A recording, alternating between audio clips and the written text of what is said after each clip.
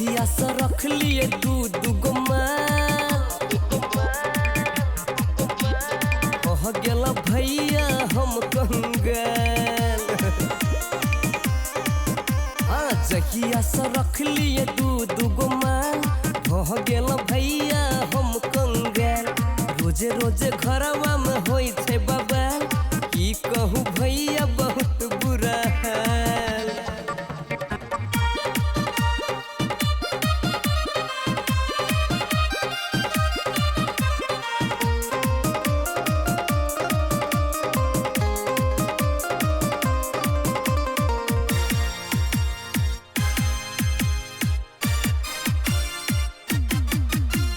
बड़की झुमका रूसल छे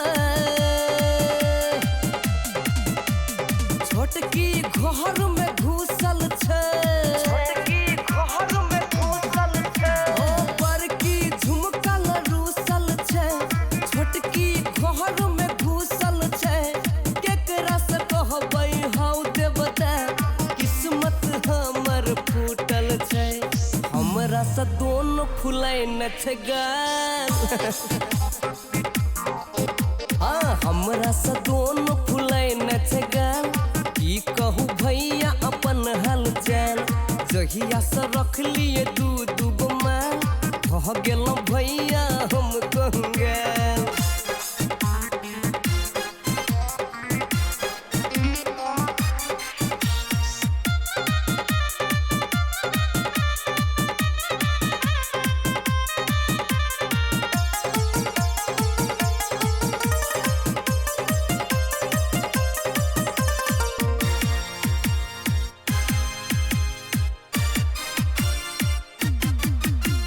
पहिले प्यार में दई मुस्कान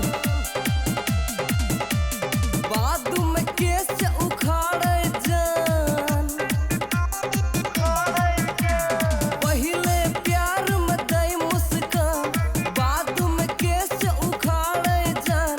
के न के बचबै एकरा सँ कोनो उपाय करहो भगवान। नीक न छै एकर चाल ढाल।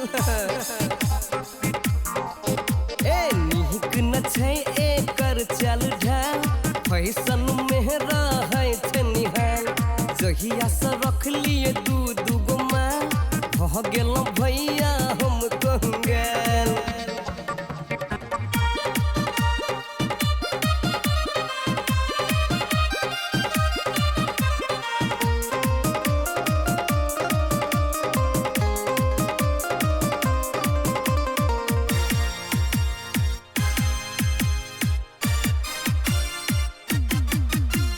दोनों हमरे पे मारै छे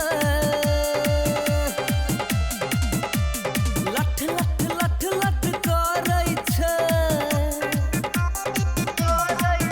ओ दोनों हमरे पे मारै छे लठ लठ लठ लठ करै छे। बैठ के मगिया कुर्सी पर ऑर्डर करै छे। हमरा से रोज करै छे सवाल।